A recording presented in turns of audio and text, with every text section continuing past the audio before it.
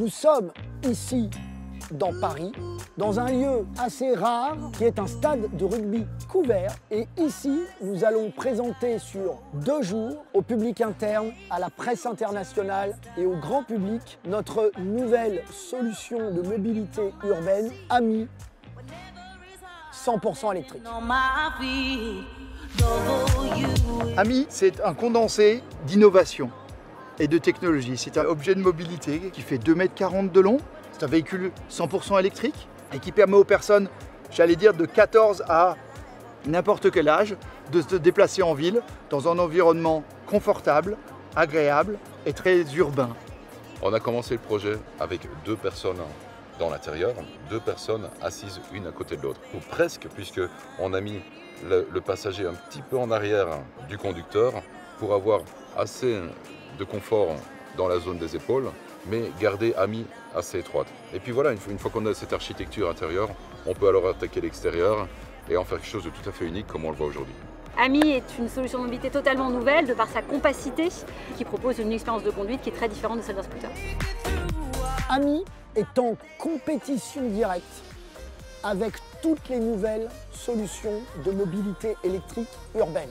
C'est-à-dire que clairement, AMI est en compétition avec les vélos électriques, les trottinettes électriques, scooters électriques.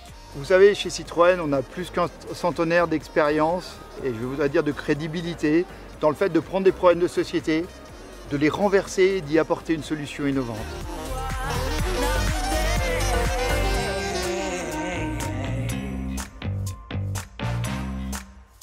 Vincent Coudet, bonjour. Bonjour. Alors vous venez d'être nommé à la tête de Citroën en remplacement de Linda Jackson. Exactement.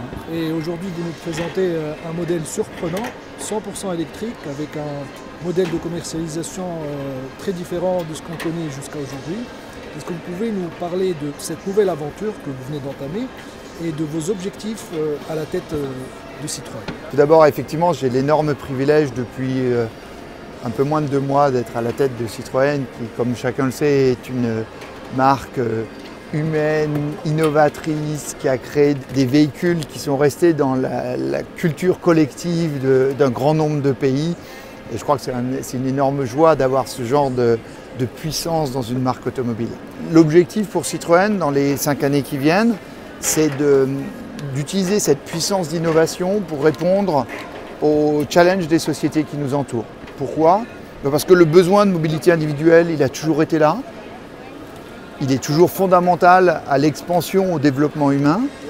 Mais il y a tout un tas de facteurs qui viennent attaquer ou changer ce besoin.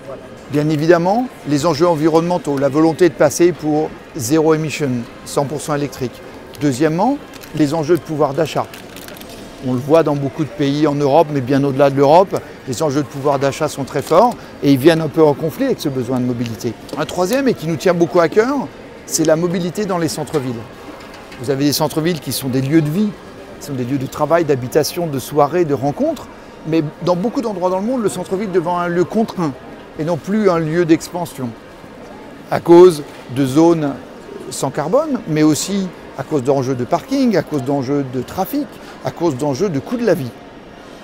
Et Citroën, cette marque qui est toujours près de ses clients et toujours innovatrice, s'est dit, ben voilà un problème sur lequel on peut peut-être essayer d'apporter une solution très innovante, différente. Et ça, c'est AMI. Alors AMI, c'est quoi?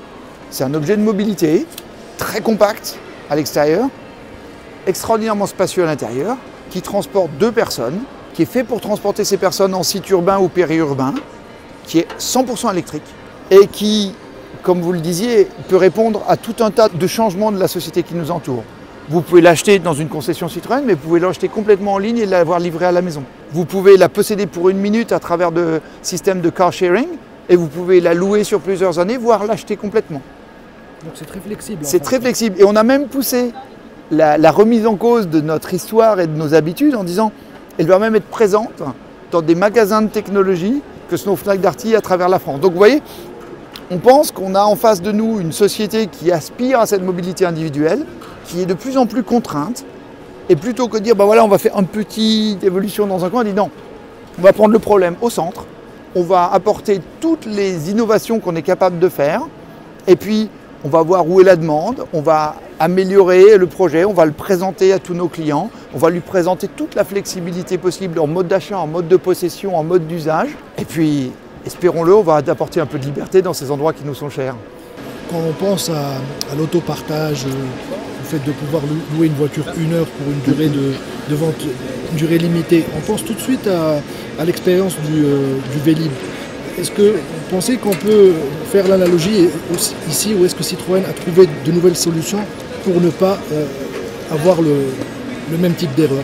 Vous savez, nous on croit très fortement à plusieurs choses. On croit évidemment à l'entreprise privée.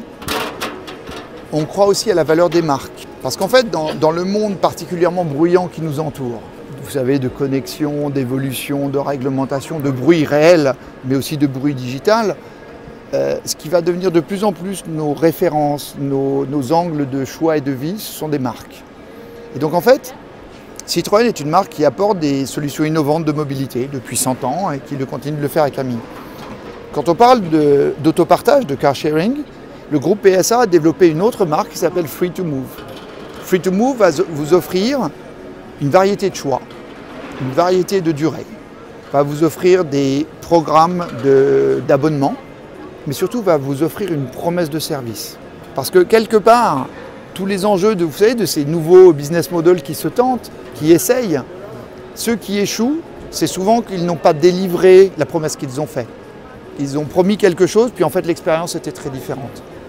Donc fondamentalement, les marques vont devenir des centres vraiment importants de nos expériences.